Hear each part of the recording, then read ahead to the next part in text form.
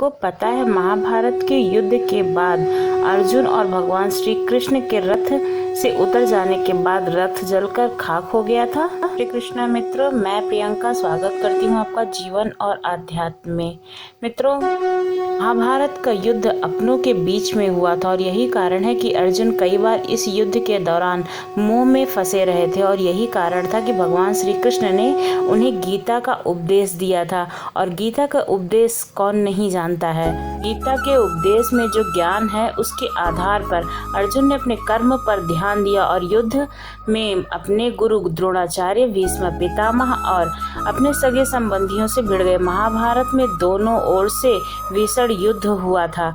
भगवान श्री कृष्ण ने अर्जुन का रथ संचालन किया था और पूरे युद्ध के दौरान वह उनके साथ सारथी बने रहे थे। लेकिन महाभारत के खत्म होते ही अर्जुन और श्री कृष्ण के रथ से उतरते ही रथ का तुरंत ही जल जाना, इस रथ के जलने महाभारत के युद्ध में कई ऐसे राजा थे जिन्होंने युद्ध किया था जिनको जीतना बहुत ही मुश्किल था।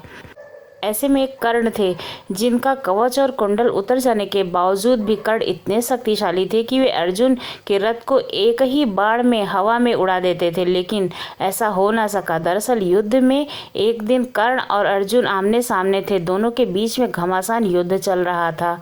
ऐसे में जब अर्जुन का तीर लगने पर कर्ण का रथ 25 से 30 हाथ पीछे खिसक जाता और कर्ण का तीर लगने से अर्जुन का रथ 2 से 3 हाथ ही खिसकता तो भगवान श्री कृष्ण कर्ण की प्रशंसा करने लगते।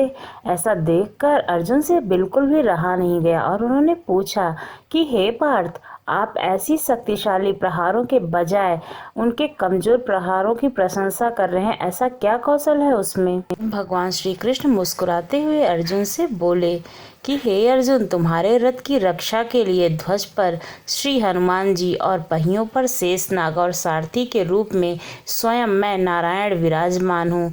इस सब के बावजूद कर्ण के प्रहार से अगर तुम्हारा रथ हाथ भर भी खिसकता है तो मानना पड़ेगा ना कि कर्ण जो है वो अद्भुत पराक्रमी है। ऐसे में उसकी प्रशंसा करना तो बनता ही है। अब अर्जुन ने श्री कृष्ण से पूछा, आप ऐसा क्यों कह रहे हैं?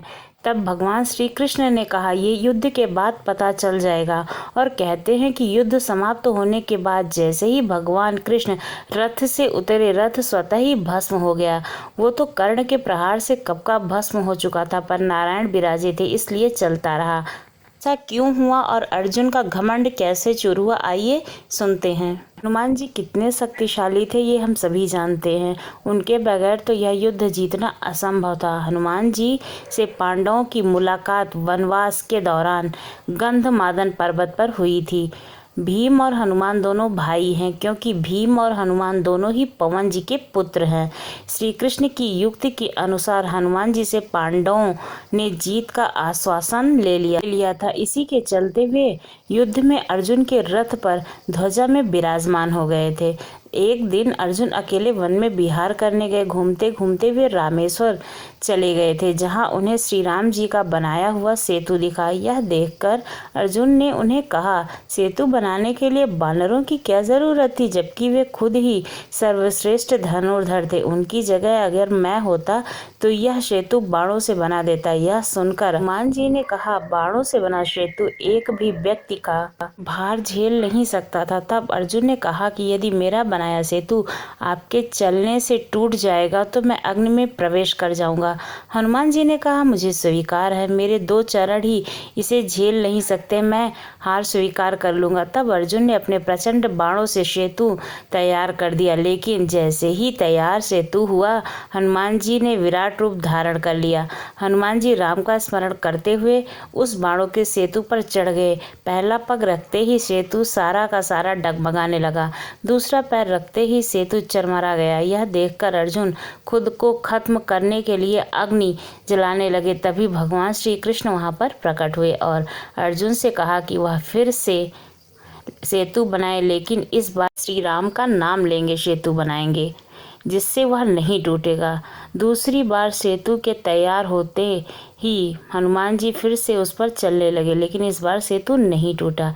इससे खुश होकर हनुमान जी ने अर्जुन से कहा कि वे युद्ध के अंत तक उनकी रक्षा करेंगे। इसलिए कुरुक्षेत्र के युद्ध में अर्जुन के रथ के ध्वज में हनुमान जी विराजमान हुए और अंत तक उनकी रक्षा की। कुरुक्षेत्र के युद्ध के अंतिम दिन कृष्ण ने अर्जुन से पहले रथ से उतरने को कहा। उसके बाद भगवान श्री कृष्ण स्वयं रथ से उतरे। कृष्ण ने हनुमान जी का धन्यवाद किया कि उन्होंने उनकी रक्षा की, लेकिन जैसे ही हनुमान अर्जुन के रथ से उतर गए वैसे ही रथ में आग लग गई। यह देखकर अर्जुन हैरान रह गए। कृष्ण ने उन्हें बताया कि जैसे हनुमान जी उनकी दिव्य अस्त्रों से रक्षा कर रहे थे, उसी प्रकार उनके रथ पर विराजित होकर उनके रथ की भी रक्षा कर रहे थे। इस प्रकार महाभारत के युद्ध में अर्जुन का रथ पूरे युद्ध भर चलता रहा और भगवान श्री कृष्ण और हनुमान जी के उतरने के बाद और भगवान शेषनाग के अपने लोक में चले जाने के बाद उनका रथ जलकर वहीं पर भस्म हो गया, क्योंकि वो कोई साधारण रथ नहीं था, वो भगवान सूर्य के द्वारा दिया हुआ रथ था। आपको ये जानकारी कैसी लगी? अगर अच्छी लगी हो तो चैनल को ज़रूर सब्सक्राइब कीजिएगा और बेल आइकन भी प्रेस कीजिएगा इसी तरह के आध्यात्मिक वीडियो के लिए।